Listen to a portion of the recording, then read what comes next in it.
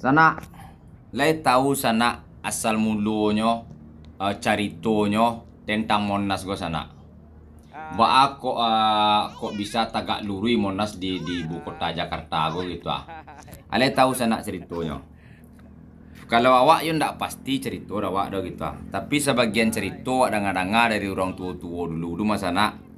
Keceknya Monas goa dek gara-gara mempelanggaan ya. Gara-gara mempelanggaan.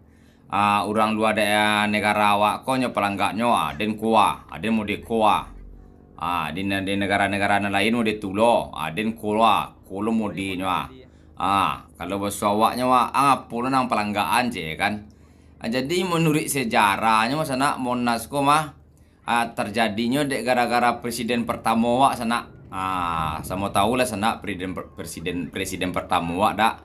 Beliau kan cukup cadik itu, cukup pintar beliau gitu Wah kalau ndak pintar, kalau ndak cadik tuh beliau ndak bisa jadi presiden tuh kan. Jadi dek orang-orang luar negara kok, luar negeri gue, bawa macam yang di pelanggannya. Sementara di presiden pertama kok dak do nyo membuat apa-apa nih segala macam di pelanggannya gitu cuman pas nyo mangaluan, nyo pelanggaan kan, tak kaji orang luar negara itu ya. Tapi tapu di pelanggannya di presiden pertama kok ndak lo tahu dia lah. Tapi pas tak cali itu pas nampak rumah langsung tagak lurui kan. Tapi tapun di pelanggannya tahu dia do. Mangkoknya terjadilah Monas go gitu mangkoknya adalah monumen nasional gitu.